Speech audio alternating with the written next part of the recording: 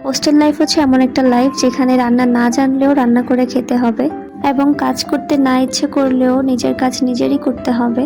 তো যাই হোক, আসসালামু আলাইকুম সবাইকে। আজকে আপনাদের সাথে আমার ডেইলি রুটিন, আমি সারাদিন কি করি এগুলাই শেয়ার করব। তো সকাল থেকেই আমি ব্লগটা শুরু করেছি। তো সকালবেলা আমার ব্রেড ডিম দিয়ে ভেজে খেতে ইচ্ছে করছিল, তো সেটাই বানাচ্ছিলাম। তো আমার এখানে ভিডিও করে দেওয়ার মতো কেউ নাই, আমি কোথাও গেলেও আমার ভিডিও কেউ করে দেয় না, আমি সবার ভিডিও করে দেই। তো আমি হয়তো ওরকম এত ভালো কন্টেন্ট দিতে পারি না, তারপরে অনেকটা চেষ্টা করি আপনাদেরকে ভালো কন্টেন্ট দেওয়ার, ভালো একটা ভিডিও দেওয়ার, ভালো ব্লগ দেওয়ার। আমি ব্রেডের সাথে এখানে আম কেটে নিয়েছিলাম, এই আমটা কিন্তু অনেক বেশি মিষ্টি ছিল। তো এটাই ছিল আমার সকালের ব্রেকফাস্ট শেষ করে আমি কলেজের জন্য রেডি হয়ে যাই। সেদিনের ওয়েদারটাও কিন্তু অনেক বেশি সুন্দর ছিল, রোদও ছিল না আবার বৃষ্টিও ছিল না, মানে অনেক সুন্দর একটা ওয়েদার।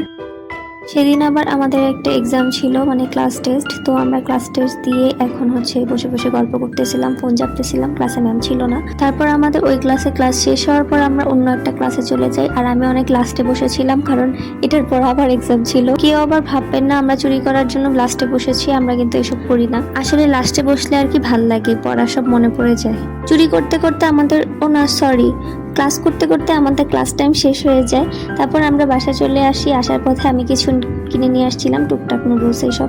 তারপর আমি এখানে ভাতও বসাই দিই এক চুলায়, আরেক চুলা নুডলস বসাই দিই, কারণ ভাতটা হয়তো একটু লেট হবে, ততক্ষণে আমি নুডলসটা খেয়ে থাকতে পারবো। তারপর আমি নুডলসের মশলাটা দিয়ে দিই। তারপর দেখেন এখানে কতগুলো আমি গোড়ামরিচ দিব, কারণ আমার ওই দিন এত বেশি ঝাল খেতে ইচ্ছে করতেছিল, ঝালের ক্রেভিংস উঠে গেছিল ওই দিন। আমার নুডলসের কালারও লাল হয়ে গেছে, জানি না ভিডিওতে কতটুকু দেখা যাচ্ছে, কিন্তু অনেকটা আমি গুঁড়ামরিচ দিয়েছিলাম। তারপর আমি সাথে আবার বোম্বাই মরিচও নিয়েছিলাম আরও ঝালের জন্য। কাদের এরকম আমার মতো এক্সট্রিম লেভেলে ঝাল খাওয়ার ক্রেভিংস হয়?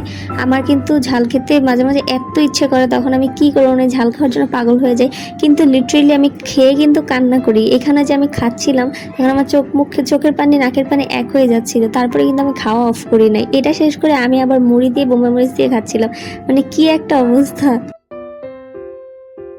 এখন বলতে যে আমার মুখে পানি চলে আসতেছে। তো যাই হোক, আজকে ভিডিওটা ছিল এই পর্যন্ত। সবাই ভালো থাকবেন, আল্লাহ হাফেজ, টাটা, বাই বাই।